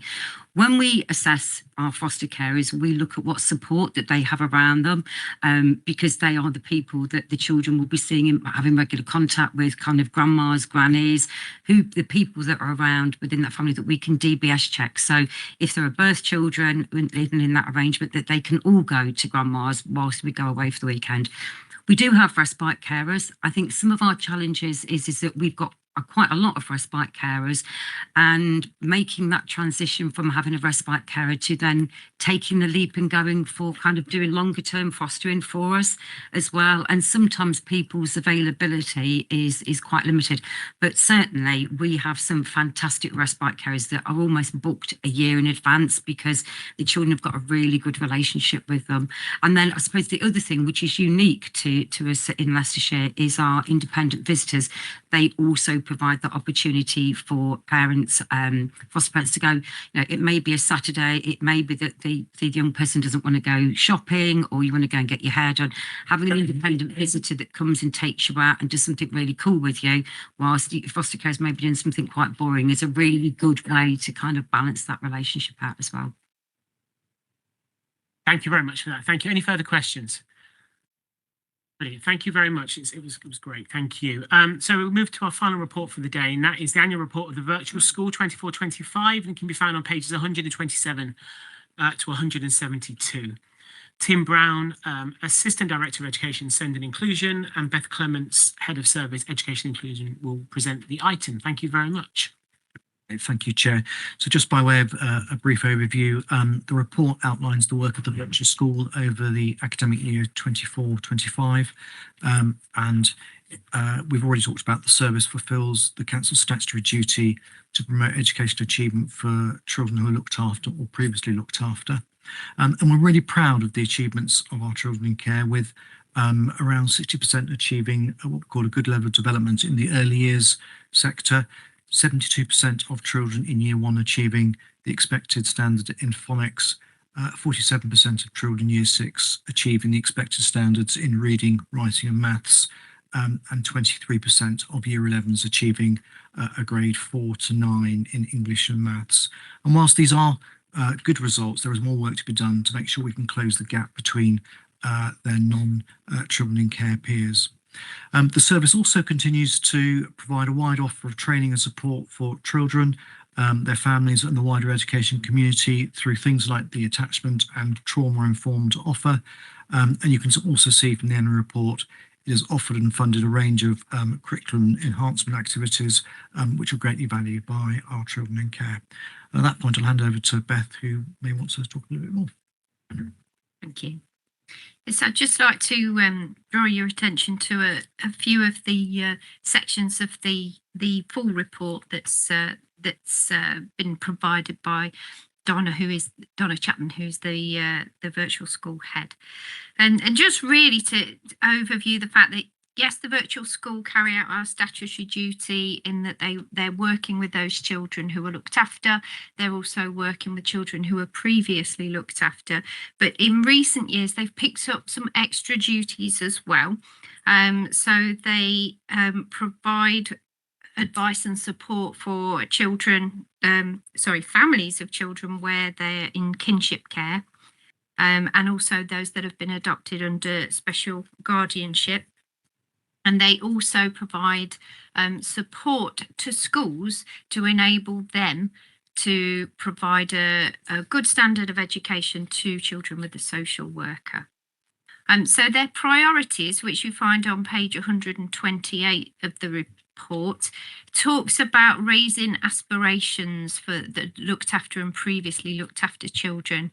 And this really is what sits at the heart of the virtual school, because I think so many of us have been lucky to have that start in life where we've had somebody who's championed us, somebody who's supported us, pushed us when we've needed it, caught us when we've fallen, And so the virtual school pick up that role around education, and they form really close bonds with the children that they work with. And when you go to the team meetings, they are very, very invested in those young people and will champion them throughout their education career. So just moving on then, so if you look at page 141 within the plan, this talks about the personal education plans, the PEPs. And I just wanted to point out that our virtual school attend these meetings with schools. And if schools want to access some of that triple P, that pupil premium plus funding, they have to evidence at those meetings that it is linked to targets and what that funding will do. So they keep a very tight overview of that, and they make sure that all that money has a purpose where it's being spent. And then the following page, page 142, you can see that they drill down and look at the types of intervention that is used for each child who is eligible for that funding. They also look at the effectiveness of different intervention types as well.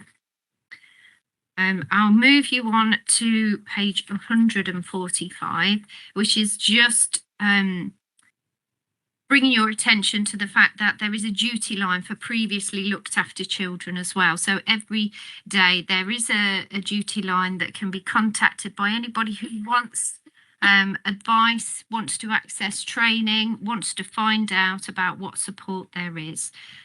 So there's whole service work as well as obviously that individual work with children and young people.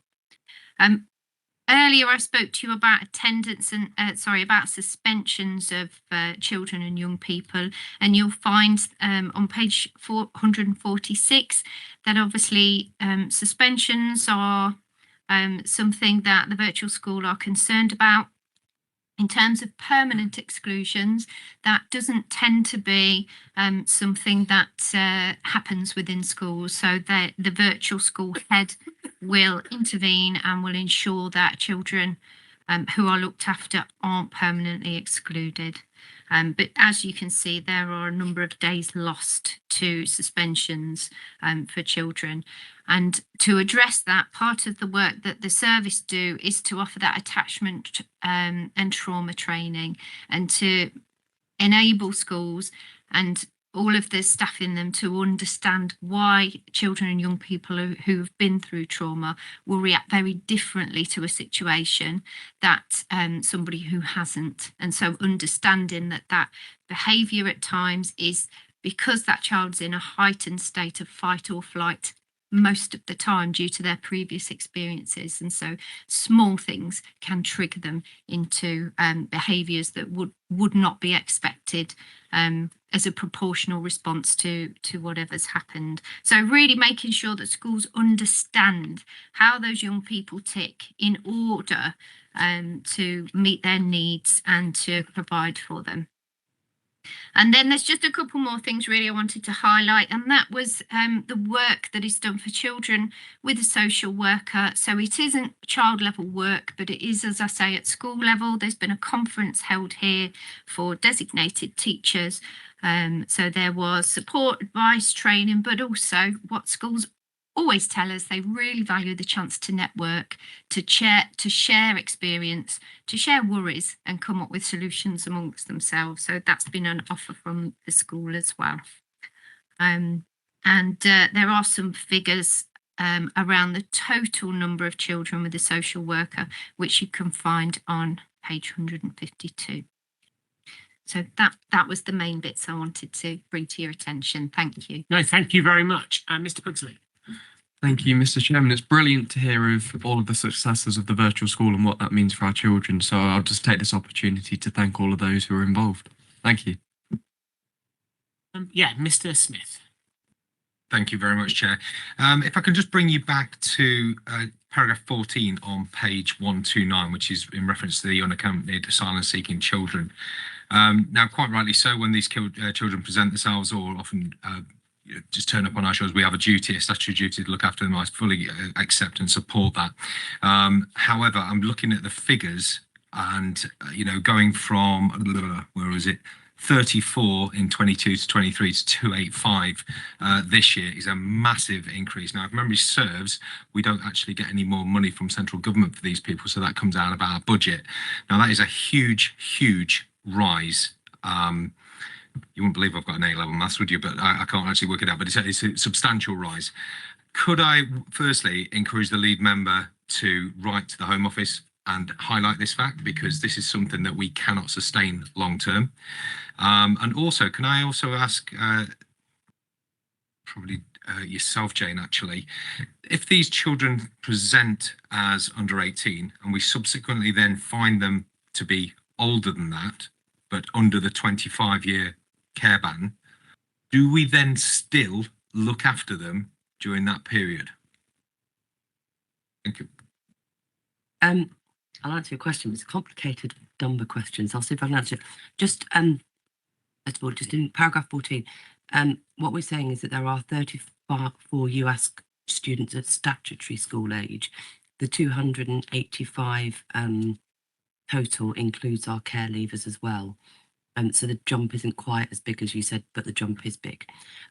So you're right that where we are challenged in delivery is that we have a statutory duty to deliver to unaccompanied asylum-seeking children under the same statute as children who come into our care from Leicestershire.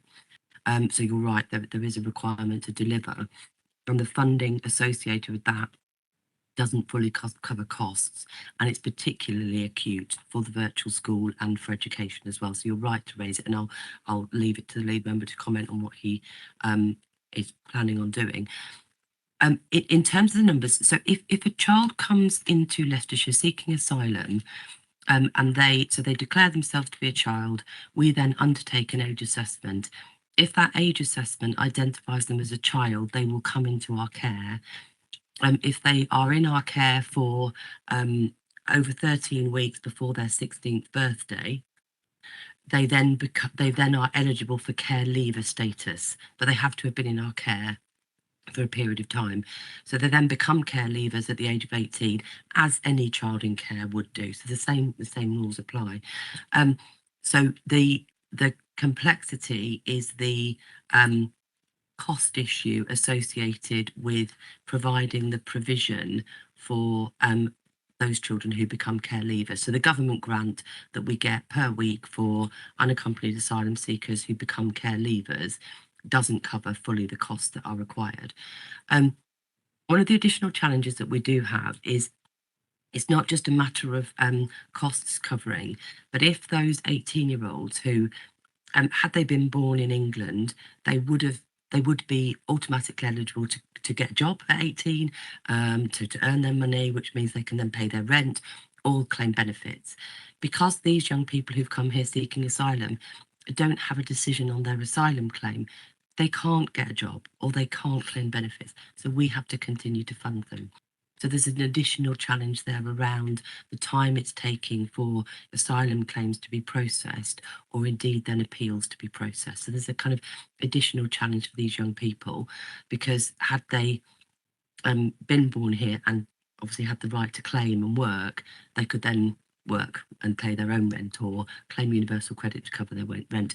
So there are some additional challenges there as well around the funding pressures on local authorities as a result of that system. So obviously, if they're presenting, you say if they're in care for 13 weeks plus.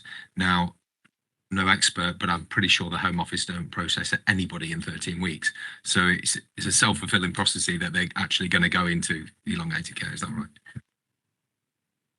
Yes, but if they are, if they're eligible because they're in our care, they would come on to be a care leaver anyway.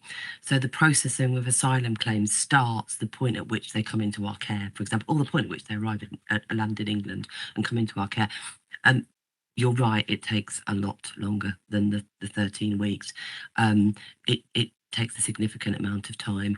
So obviously if they get their claim processed sooner and are eligible, they then can claim. If the asylum claim is refused, they can appeal, but if it's refused, then we don't provide anyway, because they become or they move into adulthood, they become part of the adult system as well. So it is complex, but yes, it takes a significant period of time. To add, Sharon.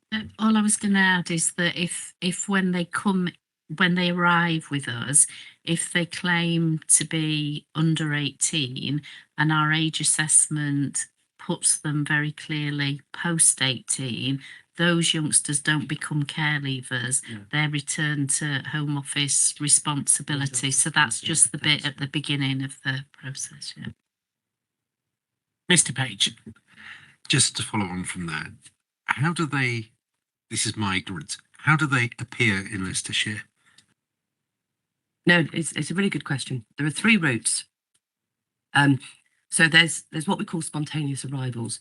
So these are children who arrive at what we would define as a port. It's a service station or a place of safety, where they declare themselves to be an unaccompanied asylum-seeking child.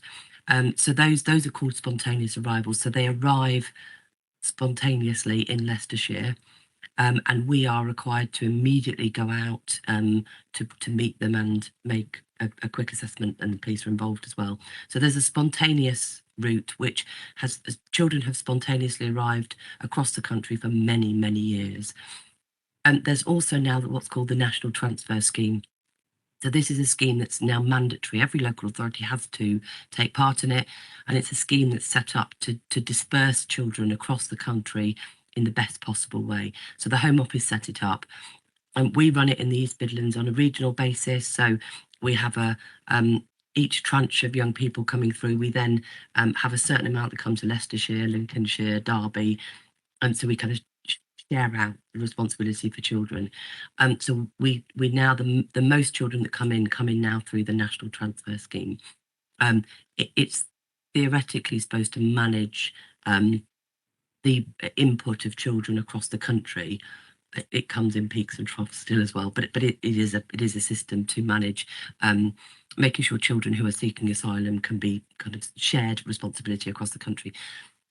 The third, it's not really a route actually, but the third way that we have received a number of children is through the, you'll recall, not that long ago, we had a number of adult hotels set up across Leicestershire. And what happened through those hotels was that when individuals arrived at the hotels, quite a few individuals identified themselves as children at the point of arrival. So it's the same rules then as spontaneous arrivals, because if they're brought up by the Home Office and put into the hotels, and there were, I think we've had about 80 children fall out of those hotels as children, and they were children, we've assessed them. So those children ended up being part of the adult system, moved to Leicestershire. Obviously, because they declared themselves as children at the point at which they arrived in Leicestershire, they become our responsibility. We undertake an age assessment. If they were aged as children, they then come in as unaccompanied children. So we had 80 children through the hotels, which really peaked our numbers. Actually, those numbers have really reduced now because the adult hotels have been closed. But it was a significant growth area for us of children arriving in Leicestershire seeking asylum. If I may, Chair. So the NTS scheme itself, how fairly distributed then are these children? You're doing it regionally, and how does our region fare compared to others? So the children are distributed evenly. So the Home Office is working on allocating numbers to, I think it happens mainly on a regional basis across the country. So they allocate numbers to each region to deal with, and the numbers are all based on the kind of local demographics and numbers. So across the East Midlands, we have what would be called an even distribution. So we take more than Rutland, obviously, but we don't take more than Lincolnshire. So the numbers are really well distributed. My understanding is that's what happens across the country in each region, and the NTS was specifically set up so that southern authorities weren't taking more than their fair share, because that's exactly what was happening, just because of where children were coming into. So Kent, as you will have read in the media, have a significant challenge around the number of children that have arrived there seeking asylum. And actually, we as a collective of DCSs are also kind of stepping in to support Kent. We were then mandated by the Home Office as well. So it is evenly distributed. I think there's been some challenge in the system around ability to find suitable accommodation for individuals, the speed at which we can transfer children, all of those kind of things, which you would expect in any system. But actually all local authorities across the country have stepped up to support. Some aren't as able to as others, we need to remember, and others, so in the south. So I know you know, in Surrey and some of the London authorities, they've been really heavily hit by numbers just on the matter of geography alone. Thank you very much. Thank you very much. So I'd like to move to the final item, which is just a reminder of the dates of the upcoming meetings. They'll be held in January 20th, March 3rd, June the 2nd, September the 1st and November 3rd. So mark your diaries. As there's no urgent items, I'd like to thank you all for attending today and contributing, and thank you to all the officers that presented as well. Thank you very much.